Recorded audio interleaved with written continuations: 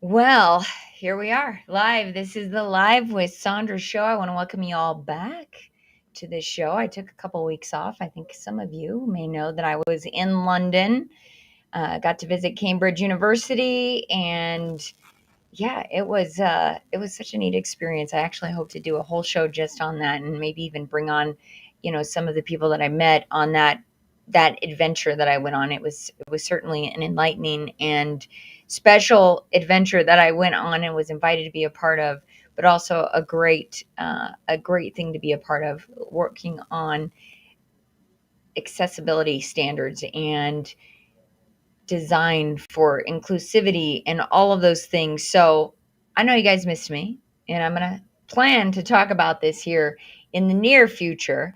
But before we get started with today's guest, I just want to talk a little bit about some questions that I have for you on marketing. And if you don't know, I'm your host, Sondra Shannon, the Live with Sondra host and the CEO of Gatemaster Technology. I'm really happy to be here with you today, and I'm happy to be here with my next guest. We're going to be talking today a little bit about AI powered messaging and transforming your audience connections. Before we bring on my next guest to the stage, I have a question for you.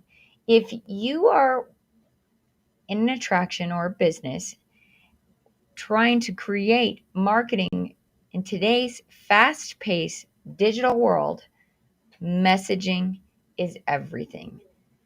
So, what's one challenge you faced in making your brand messaging stand out? Well, if you don't have the answer to that question, I believe today's guest is going to help you get some insights on that and maybe even share some of her tips, tricks, or expertise. We're so lucky to have experts on this show that can help us understand these small things that we need to do to be better at business and moving our industries forward. So, without further ado, let me introduce you to Kreda McCullough. And Kreda is the CEO and visionary of Vibe Solutions with nearly a decade of experience. She's served over 300 businesses specializing in messaging and AI driven content marketing. She's an expert in driving growth through tailored brand strategies.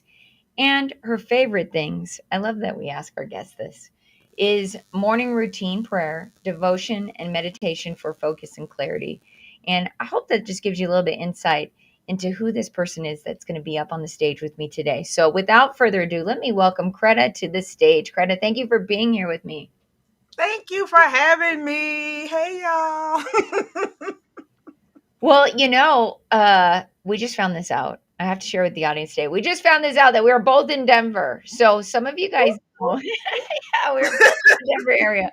And some of you guys know that I am working on getting guests in this studio. So that's the next phase for me. That's my promise to you. We're going to get guests in this studio.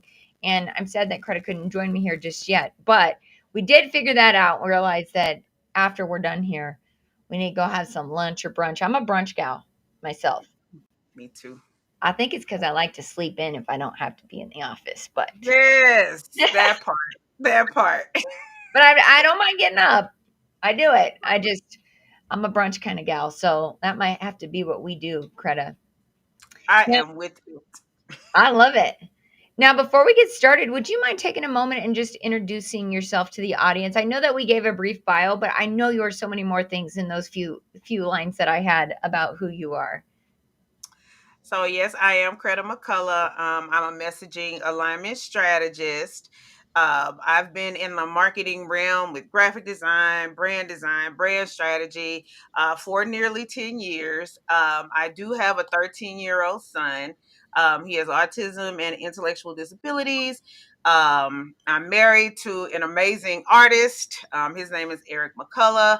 I like to sing. I like karaoke. I like to have fun. I like to laugh. And I really enjoy like teaching and training and the work that I do for my clients. That's amazing. That's amazing. Well, I love that. And I love that you like to sing. I got a lot of singers in my house. Well, let's go to karaoke. Yeah, well, actually, that's like what they keep asking me to do. We just bought a karaoke machine, and we had to make a rule around the house, like no karaoke after 10 because mom and dad have to get to bed and work. But, I love it. I love hearing their voices around the house, and, I have 3 kids myself. I don't know if you know that, and all 3 of them, perfect pitch. I'm not even sure what that means because they did not get that from me. But they're theater kids, which they would be very Okay. embarrassed that I said that on a live show. But, I'm so proud of them and what they do, and so, yeah, we'll have to have karaoke night. Forget brunch, let's do karaoke. We can do it all, Sandra. We can do it all. I'm down for whatever. I love that. Well, I only sing one song. Uh-oh. Which one is I only sing tequila. Oh, okay. So you're the fun karaoke. I got you. See, I get a little serious That's because sometimes. there's only one word to sing, tequila. Tequila. Because Exactly. otherwise, I mean, I get up here on stage and I do this show, but nobody wants to hear me sing, I promise. I promise that. That's okay. You can throw it in from time to time. I love that. Well, hey, I am very anxious to ask you about this because I know that you do have some very valuable brand messaging strategies to share with the audience today. So you mind if I jump into some questions? You ready? Yeah, go ahead. Let's do it. Absolutely. So when we talk about brand messaging and strategies, our audience, a lot of the people who are viewing this are attractions. And so one of my questions for you is how can attractions ensure their messaging stands out in a crowded market? Especially today, we're seeing more and more attractions popping up. They're all so different.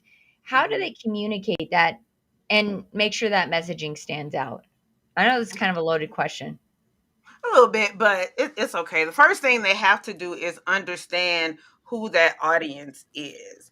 And what I'm thinking is that the attractions probably, already have a specific market that comes in to visit and things like that. So, understanding who they are specifically by asking questions, feedback, surveys, finding out what resonates with them and what doesn't, and once you understand who they are, then you can build messaging around who that audience is to continue to attract those types of clients or customers, if you will. So, So would you say, like, for instance, let's say, I mean, you mentioned you had a son. You ever take him to any of these attractions? Maybe I think out there where you are, there's quite a few of them. Don't you have like I'm trying to think of there's one that's like a trampoline park. Sky um, maybe out there by you. So Sky Zone is out here. Yeah. yeah, so let's say somebody like Sky Zone, if we just use them as an example. Mm, They were looking at who their guest or their customer is. mhm. I imagine they are young people, Right. but as you and I both know, most young people are using parents' money. So then Absolutely. is I was it just about to say that. is it the parent that we're marketing to? Maybe can you give me a little clarity on what that would look like? Because I know that's always an interesting predicament that a lot of attractions find themselves in. It is, and it is the parents that you're marketing to because, quick example, I know when I was a kid, I could see the McDonald's sign and like, oh, I want McDonald's, and my mom is like, we got McDonald's at home. You know what I mean? I can make you a burger at home. So, yeah, they're marketing to the children, but it's the parents who have the money. So, with Sky Zone, if you will, I'm gonna use them as an example. What they could do is create packages, right? Create packages based on how often the children or the parents want the children to come to Sky Zone, if you will. So they could have like a year package where you get, say, four passes a month, which equates to every weekend, right? Yeah. Uh 4 passes a month, for maybe, and this is, I'm just throwing an amount out there, Sky Zone. Don't try to take it, but don't say it's too little.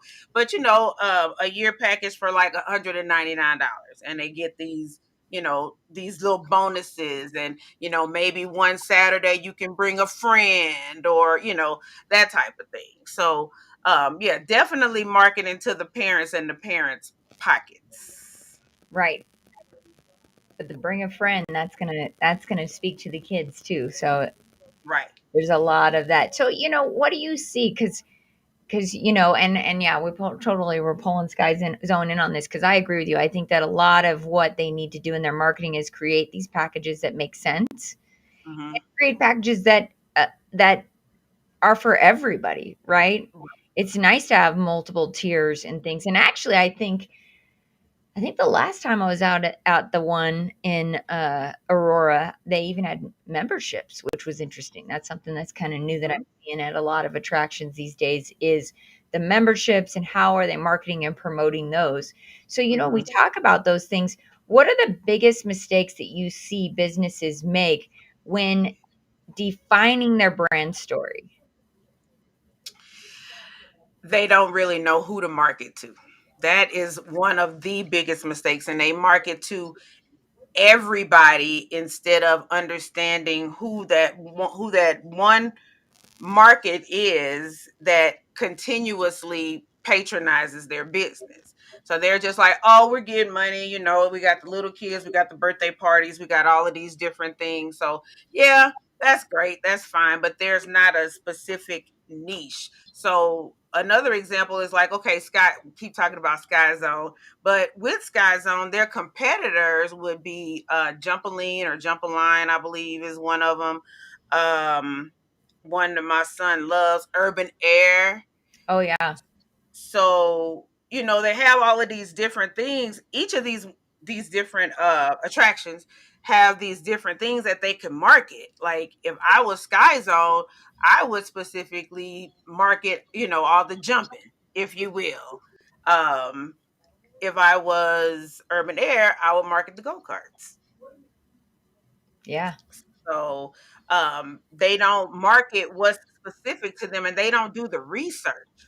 So Sky Zone is probably not doing the research on what Urban Air is doing. They're just like, oh, we're another um, kid attraction and the kids are going to come and we're in the right neighborhood because there's a lot of kids in the neighborhood, which is okay. Demographics are great, but they really need to get into the psychographics in order to be able to market and do the whole brand story thing, I so when you say psychographics, what does that include? believe. Lifestyle, Okay. beliefs, lifestyle, beliefs, what's happening in in these households. Why are these parents bringing their children to Sky Zone or to whatever attraction, Elitch's or Six Flags, if you will? What's the deep reason? What is the problem that these specific attractions are solving? So Right. we want to get deep into their heads, not just, oh, Sky Zone is for kids from 6 to 17 or whatever. Like, okay, that's great, but what problem is it solving for the parent, not just the kid, but for the parent because that's the one who's paying. Yeah. Well, it's interesting that you mentioned urban air because I think my sister, who is one of my partners here at Game Master, she has a membership over to Urban Air because she got an 8-year-old. She's a single mom. He's really active in the evenings, so she's still got to work sometimes. So she goes and she takes him. She sits in the cafe. He's running all around, and now he has friends there, so he actually meets the same kids. And what's interesting to me is my sister's often told me stories about how many times she's there and she's meeting other parents who are there with that same need, which Yep. is interesting. They need to entertain their kid and then they also need that little bit of a break, Hmm. right? So we're kind of coming up with a Absolutely. whole strategy right now. I hope these guys Right. Just for I like Urban Air, are y'all listening? Like I have I have a friend who does that. And because when I was first taking my son to these attractions, like because of his disabilities, I was like, no, we need to be watching you every step of the way. We need to be watching how kids are, interacting with you and things like that. And she's like, girl, I come here and she's a realtor. I come here and I get my work done and she has 4 kids though. And I just let them run ragged while I sit here and do my work. So all Well, of that's life. what I really appreciate. I don't know if you've heard this, but even like a Chuck E. Cheese is starting to build these like bigger play areas. I'm trying to think of the right name, like the parkour for the small kids. Because Mhm. I think what we're seeing, and I know this is not on brand messaging, but I think what you're speaking to with your friend is that we're seeing more and more because our kids are not moving as much at home. So a lot No, of attractions are moving towards these like physical activities like we see at Urban Air and Sky Zone. And even now Chuck E. Cheese is doing their whole version of what that looks like. That's where I used to take my kids, but my kids are older now. So, I just take them to Chuck E. Cheese, give them a bunch of coins, off they went, and pull out my computer and I work a little bit while they were having some fun and they were engaged in whatever activities were there. So I do think it's interesting that you've pointed out, like when we're marketing to the parents, that problem that we're trying to solve, which is probably a problem you see in most households when we're talking this business, right? We're talking this right. industry and attractions. So, how do you help, and this is just a question about what you're doing. How do you help brands align their messaging to resonate with their idea audience? So the first thing I do is I find out who that target audience is, and I am a researcher. One of my clients used to call me the nosy strategist because I am. I am a market researcher. I go on Yelp. I go on people's Facebook pages, LinkedIn pages, and I guess we'll talk a little bit about how AI has helped me with that a little bit later. But I find out who this target audience is, like get in their heads. What are they talking about? How are they explaining, their problems, if you will, as it relates? Because I know a lot of times I can easily say, oh, yeah, I help you with your brand strategy. And people looking at me like, what are you talking about? So even though I'm helping them with brand strategy and a messaging strategy, that's not how they're saying it. They're probably saying it like I'm not getting leads.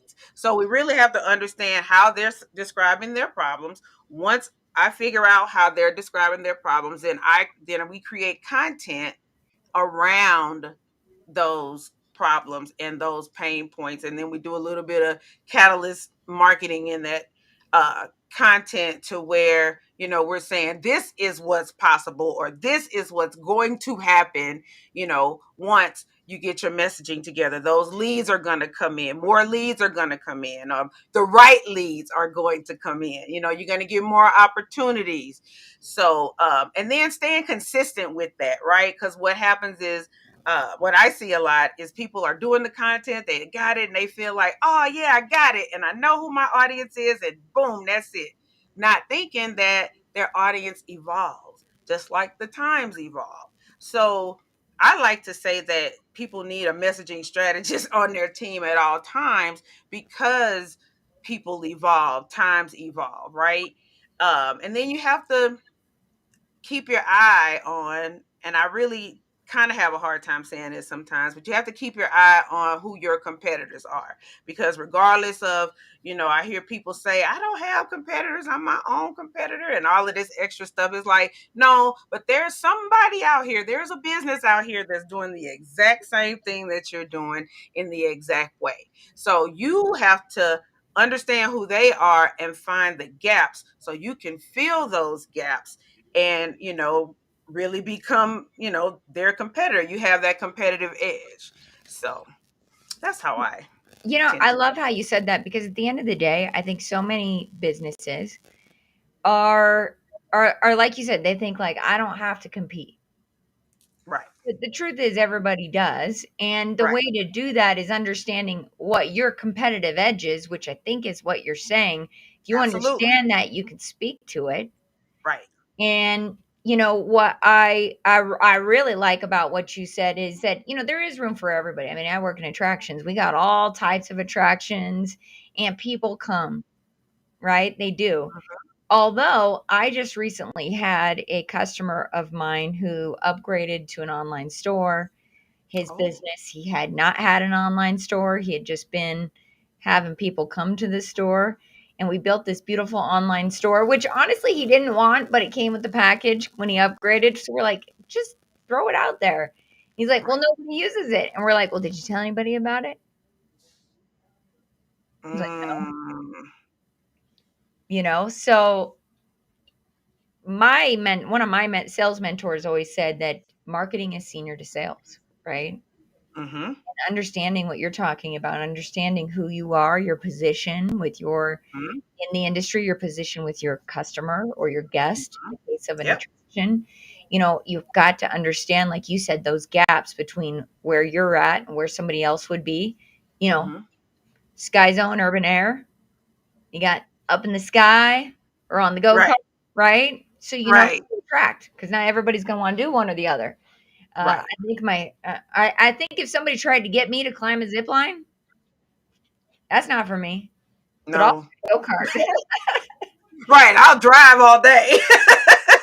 all day, but don't put me in the air. Now, No. airplane maybe, and Right. that's still debatable sometimes. I know I just said I went to London, but I'm all there was a lot of prayers happening, so you know Same. I just got back from Houston. Same. yeah, right. So really understanding those guests, and you did mention AI, so integrating AI into our marketing. And so Mhm. my question for you is, how can AI tools enhance the messaging strategies for attractions? Is there a I'm hoping there's like I know that's a loaded one because I understand AI very well. We were talking a little bit about it before we got on here, but Right. you know, what would maybe be your something you could throw out there for the audience today? I think the first thing is to understand is to be clear in what you're asking these AI tools. What I found, especially when I started working in AI, was that a lot of people, including myself, was just asking it questions and it was throwing out things. And I was like, oh, yeah, that's great. And using it, right? And a lot of the times it was incorrect. A lot of the times it didn't sound like me. And I'm like, okay, it has to be a better way. So because the tech nerd, if you will, and I love AI, I love technology. I dug a little bit deeper, and I found specific tools to help me. So not only am I able to create content with, say, Chat GPT or with Claude, if you will, and by the way, I like Claude a little bit better for content creating because it has a little bit more of an emotional appeal. Write that down. Um, but what I like to do is go into what's called Perplexity AI. And what I do in Perplexity is I get really specific on who the target audience is that I'm trying to attract, find out what specific needs they have as it relates to what I offer. And once it gives me those topics, I go through them a little bit because that's just who I am. Then I take that and I put that into Chat GPT and I ask it to create a content and or marketing strategy around what this audience really needs, right?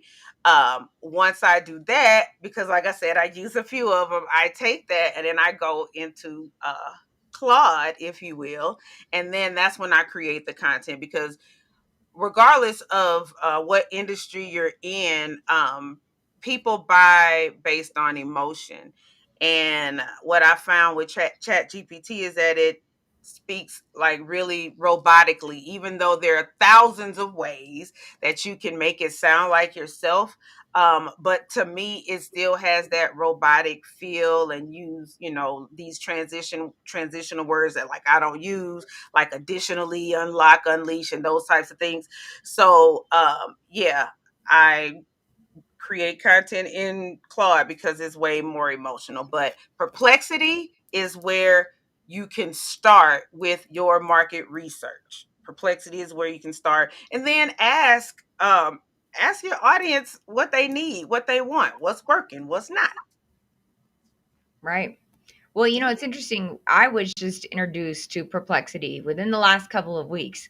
And I think one of the things that I'm realizing is that it is.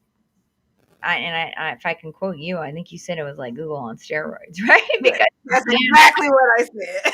you can ask it, to research and find this data. I'm actually in the process. I started writing a paper, and Mhm, then I realized, I'm like, this has made my research so much easier. Then now I'm turning this into a full-fledged book, which I'm really, really excited about. It's still kind of hush hush, but it's coming. And I don't know if I would have necessarily had the idea to take it that much further had I not been able to have this tool that mhm, allowed me to have quick access to any of the data that I was looking for. And what's mhm. great about it is it references that too. So when you're talking about Right, researching what your business needs, it's going to give you those reference points, which I think is super important. Something that we were maybe missing from ChatGPT or the yeah, AI in the early days when it was spitting out facts that were not true. I mean, I know right. exactly what you're talking about. Sometimes it would say the craziest things, and you're like, that never happened." Right, hallucinating, and it still says, like, ChatGPT can make mistakes and Claude can make mistakes. Sure, So yeah, but I the think new that one, Deep Seek, I believe a lot of people are using, and everybody's like Deep Seek, and I'm like, I'm gonna stick with what I know. And a little secret about Deep Seek, I don't know if it's a secret or not, but it was for me, is that you Perplexity uses the reasoning from Deep Seek as well. really. Yes. So you don't got to So go learn two. You can just stick with one. right, Well, really, when you're doing research, yeah. yeah, and I think it's interesting that you brought that up because for me, when I'm talking to people about using these AI, I'm always surprised when people tell me like, "I don't use that stuff," and I'm like, "You're missing out on like a whole other world of what's happening not only on the internet right now, but also just your Mhm. personal life, your own development, what you can find out." We talk about the information age. This is the information age. Mhm. It absolutely is, and it continues to evolve. And I say every time, if you're not using any AI tool at least 30 minutes a day, you're already behind. Yeah. And I'm talking to mine all day about everything, Yeah. right? And sometimes it's very deep ideas and thoughts that aren't even marketing. And I'm sorry to share that with people, but I think you guys know I'm a deep thinker. I'm sharing these ideas with the AI oftentimes too to work out my own critical thinking, which is interesting because it's nice to have that feedback channel. My husband used to do a lot of the proofreading for my articles and papers that I would put out, or Mhm. even blogs. And it was funny, he said to me the other day, he was like, "Honey, I haven't seen one come by my desk in a long time." And I'm like, "Sorry, I have a new partner. you got replaced by the AI to." You know what? Yeah, Now we get to spend more time doing other things together. So it's all for the best, right? there you go. Absolutely. And I think that's why people should not be afraid to do what you're saying and start playing with these tools. And I think it's Mhm. important what you said, find the ones that work for you because there Absolutely. is a lot of them out there, and find the one that's going to work for you, or the two or three. I'm kind of like you. I lean on a few of them for different things, Mhm. and depending on, obviously depending on the action that I need to take or Right. the results that I'm looking for. Mhm. Um, you know, I, I I know this is an interesting one, and it's interesting to this question that I have for you. It's interesting to me because I was just in Cambridge, and we're working on developing a program for inclusive design, which Okay. it's a really neat project that I'm a part of with Outlier, which was founded by Chris Martin from Coldplay and Emmanuel Kelly, who's just been on tour with him, who's the Okay. first differently abled artist to do a studio or a stadium tour of that size. So Wow. we're seeing first of all, Emmanuel is just amazing, and I hope to have him on the show here to talk about this. But what I think is interesting about my next question for you is one of the things that we went through because we had a symposium at Cambridge where we had just some really amazing minds come together and trying to solve these bigger issues that we see in business when it Mhm. comes to the experience of people. I know you mentioned that you have a son who has autism, and I'm sure that comes into a lot of the choices that you make about where you guys are going to go as a family, right? Absolutely. Yep. You're doing research about this. Or is he going to have the things that he needs? And so this is one of the what was interesting to me is we got one of our workshops was to break down an entire process of an experience for people with all types of disabilities, people who were neurodivergent, and Mhm. we had to run all of these experiments. What was interesting to me is in almost every group, one of the things that came out of in terms of the conclusion was this idea that we need to personalize these experiences because there is no one size fits all for all people, right? Yep.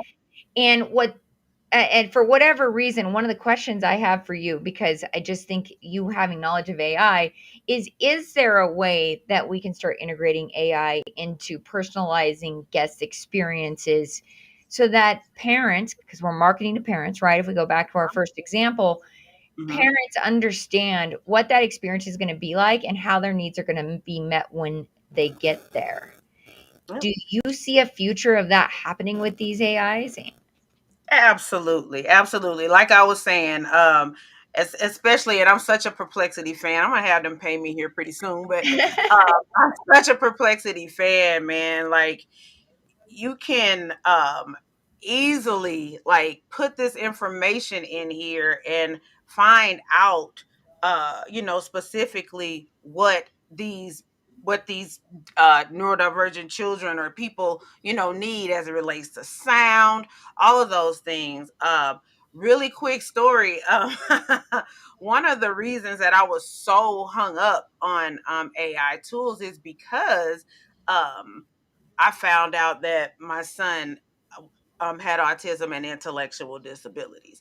And I was using Google and I'm like, okay, this doesn't make sense. I'm not doing all of this. And no, you're going through all of these links and some of them have good information, some of them don't. So I found Perplexity, later on after I found out about his diagnosis. And I was able to, you know, help create these strategies so when I go to these IEP meetings, they can personalize my son's individual educational plan based on what we know our son needs. So I would say they can definitely use AI again, coming from those the um the surveys and the questionnaires and things like that, and you can upload that information. Like you can uh have it in a PDF, upload that information into Perplexity, and it will spit all of this amazing information out for you to be able to personalize these experiences for those Yeah, children. I love that. And I also love, we were talking earlier today before we got on the show. Sorry guys, you guys miss out sometimes on the gold because sometimes the magic's happening behind the stage. But Right. I'd love to talk to something that you brought up, and it to the audience today. You were mentioning like the feedback, the guest reviews, the going on TripAdvisor, all of those things. Can you Yes. tell us a little bit because you mentioned putting this in the AI. Is that something that you would do with that data? Can you give us some examples of what that would look like? Because I think there's some real powerful data in that. I would absolutely, because I mean, of course, you can do it by hand. Go through these different things and have like a data analyst, figure all of that out.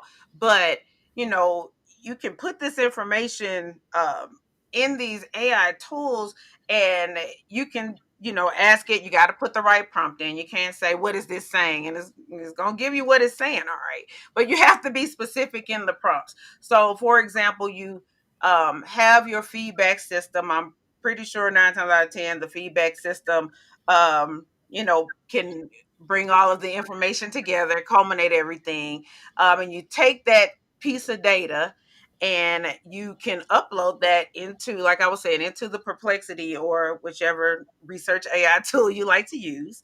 Um, and ask it specific questions based on the information that you're trying to find out as it relates to who these clients are, who these customers are, as it relates to the feedback.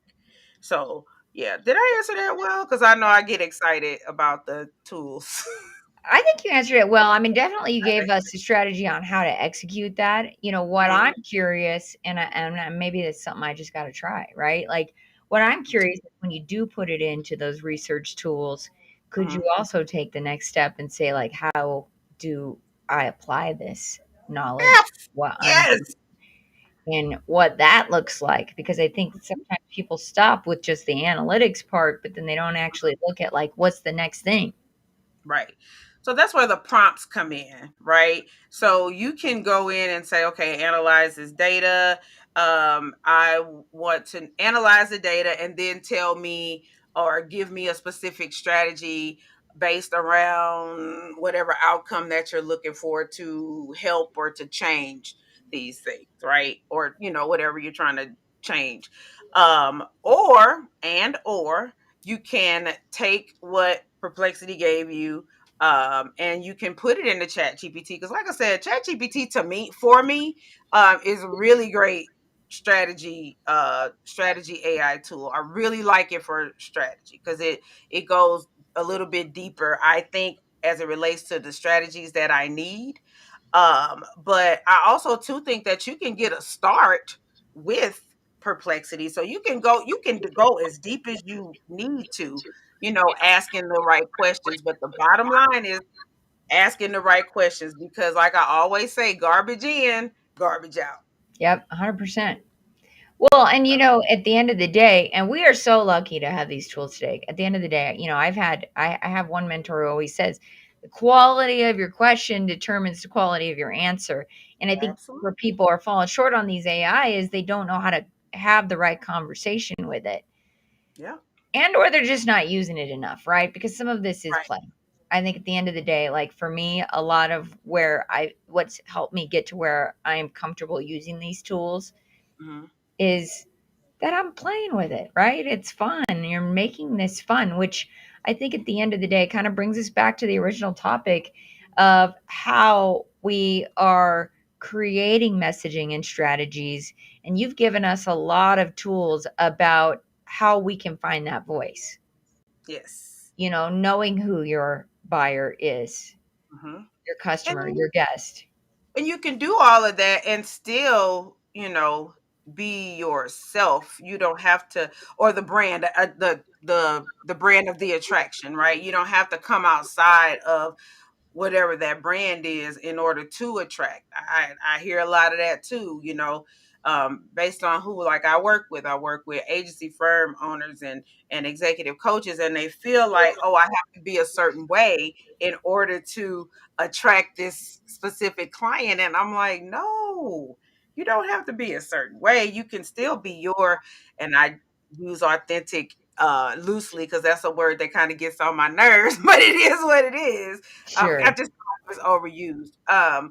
But you can really be who you are and still work with the target audience that you're looking to work with. So, yeah, I had to throw that in there real quick. Yeah, no, and I love that because I think it's important that you be who you are, in what you're doing. That's how you're going to find the right people.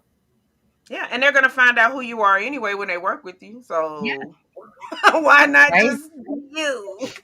Right. I have some clients who have been with me for 20 years and I'm like, these guys know me better than some of my best friends because of that, right? Because that's what Right. working together looks like sometimes. I mean, you're in it Hmm. together. And you're Absolutely. committed at times. And especially in circumstances like what I do with the technology, maybe you don't have that with every single guest that you have, but Hmm.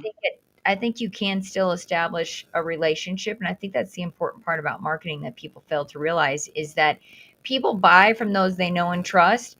And Hmm. for these big parks or big attractions, the way that people get to know you is through your marketing. Yep. Yep. And you Pe- have to market regardless of how much money you're making a year. I mean, Coca-Cola's not hasn't stopped marketing. Apple hasn't stopped marketing. Samsung hasn't stopped marketing. So why do, these attractions and these people feel like they can stop? 100%. 100%. I'm not sending that to that guy. He's one of my favorite clients. I feel like I can share that story on there. He's been with me for a long time. But, that is true, right? He's had a family brand that's been around for generations, and you're right. These big companies don't stop because Nope. the audience evolves, as you said earlier on, and this is why these conversations that we're having are super important. And why I'm so grateful to have you on the show today. I really enjoyed this conversation. Me too. Me too. At first, I was a little nervous. I was like, "Uh oh," but yeah, once I started talking, it's like, "Uh oh, are you gonna be able to stop her from talking?" No. No, you did amazing. You shared some really good stuff today. I think marketing is such an important topic that a lot of us, especially when you're talking the small to mid-sized business, like you said, we're seeing these big brands doing it, but we don't even really understand why they're doing it. And so it's conversations like this that help people realize that this is a gap in their understanding of how business works, and this is going to improve who they are and what they're going to do. And it takes people like you getting up on stages and talking to us about these ideas, being willing to share. I mean, you shared a lot with regards to the AIs and what people can use, and I really appreciate that because a lot of people won't share those things. So if you're watching right now, I want you to know how generous this lady was today coming on here and giving you those tools, because a lot of people will talk about the AI but they won't tell us what to use. So I really appreciate that you did not gatekeep that information. That's really, really a nice thing that you did for us today. I'm glad y'all enjoyed it because I think I talk so much I can't gatekeep. Like my mom used to say, "You can't hold water," and I'm like, "Okay." Well, Like I talk. hey, you know what? You're a woman after my own heart. My sister just found all my old report cards, and she said, "Did you know that every single one of them says you talk too much?"